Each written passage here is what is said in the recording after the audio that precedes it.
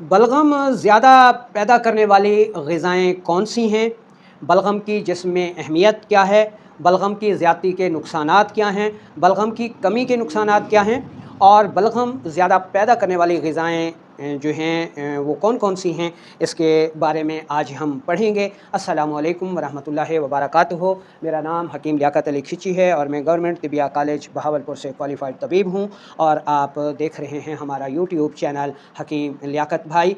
तो अपने टॉपिक की तरफ बढ़ने से पहले आपसे गुजारिश है कि अगर आपने हमारा ये चैनल सब्सक्राइब नहीं किया तो जल्दी से इसे सब्सक्राइब कर लें और साथ लगे घंटे के बटन को भी दबा दें ताकि तिब व सेहत के मौजू पर हर नई आने वाली वीडियो आपको सबसे पहले मिलती रहे।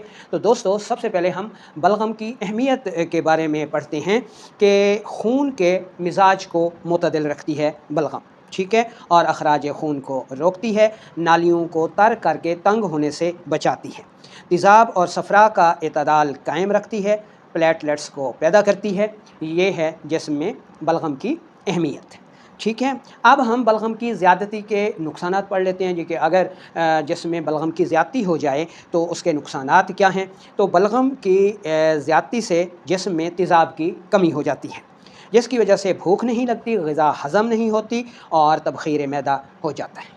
हीमोग्लोबिन की कमी हो जाती है, खून की कमी हो जाती है, जिस्म ठंडा रहता है, पेशाब की ज़्यादती होती है, मिसाने की कमज़ोरी होती है और शुगर का आर्ज़ा जो है वो लाहक हो जाता है। ब्लड प्रेशर कम रहता है, बाल बहुत तेज़ी से सफ़ेद होना शुरू हो जाते हैं, दांत हिलना शुरू हो जाते हैं, गिर जाते हैं और मर्दों में स्पर्म्स की कमी हो जाती है और मर्दाना कमज़ोरी छा जाती है, बलगमी खांसी, बलगमी दमा और दिल की धड़कन का सुस्त रहना जो है ये बलगम की ज़्यादती के नुकसानात हैं, ठीक है। अच्छा, अब हम पढ़ लेते हैं जी कि अगर जिस्म में खून में बलगम की कमी हो जाए तो फिर क्या नुकसानात होते हैं। तो ऐसी सूरत में ब्लड प्रेशर बढ़ जाता है, खून पतला हो जाता है। अच्छा, जिस्म में अंदरूनी ज़ख़म बनना शुरू हो जाते हैं, खून आता है, अल्सर मैदा हो जाता है, खूनी बवासीर हो जाती है, इंसान को दुबलापन लाहक हो जाता है, नींद की शदीद कमी हो जाती है, मालन-खोलिया यानी पागलपन हो जाता है, मर्दों में जो है वो सूरत-ए-अंज़ाल पैदा हो जाता है, ख़वातीन में रहम की सोज़िश हो जाती है।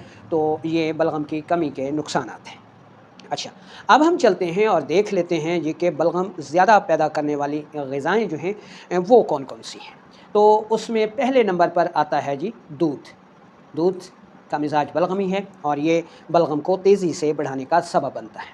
इसके अलावा आ जाते हैं जी चावल। चावलों का मिज़ाज भी बलगमी है और चावल भी बलगम को तेज़ी से बढ़ाने का सबब बनते हैं। इसके अलावा आ गया जी मक्खन, उसके अलावा आ गई बालाई, ठीक है। यहाँ हम मोटी-मोटी ग़िज़ाएँ आपको बता देते हैं और इसके साथ आपको बलगम ज़्यादा पैदा करने वाली ग़िज़ाओं का चार्ट भी दे दिया जाएगा। सब्ज़ियों की बात करें तो कद्दू शरीफ़, सब्ज़ तूरी, टिंडा, चकोतरा, ठीक है जी, गाजर, उसके बाद मूली, उसके बाद मूंगरे और उसके बाद जानवर का मग़ज़।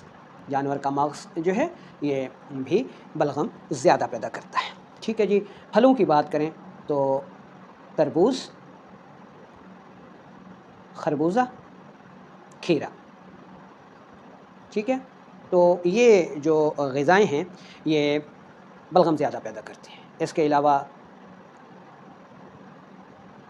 बनास्पति घी, इसके अलावा चीनी, इसके अलावा बेकरी की मसनूआत, ठीक है।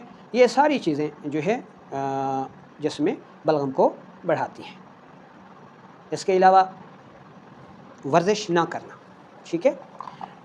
वर्जिश ना करने वाले अहबाब भी जो है वो बलगम की ज़्यादती का शिकार होते हैं। वर्जिश ना करना और दिन को ज़्यादा सोना, ठीक है। दिन को ज़्यादा सोना भी बलगम को बढ़ाता है, ठीक है। तो ये वो ग़िज़ाएँ हैं, वो आफ़ाल हैं जो जिसमें बलगम को बढ़ाते हैं, ठीक है जी। और बलगम ज़्यादा पैदा करने वाली काफ़ी सारी ग़िज़ाएँ हमने यहाँ पे नोट कर दी हैं आपको। तो इसका ग़िज़ाई चार्ट भी हम लगा देंगे, ठीक है। वीडियो में भी आपको नज़र आएगा जो ग़िज़ाएँ बलगम को ज़्यादा करने वाली हैं उनका एक मुकम्मल ग़िज़ाई चार्ट जो है वो इसी वीडियो में दे दिया गया है, वहाँ से भी आप इसको देख सकते हैं। इसी के साथ हमें इजाज़त दीजिए, अपनी सेहत का ख्याल रखिएगा। अल्लाह हाफ़िज़।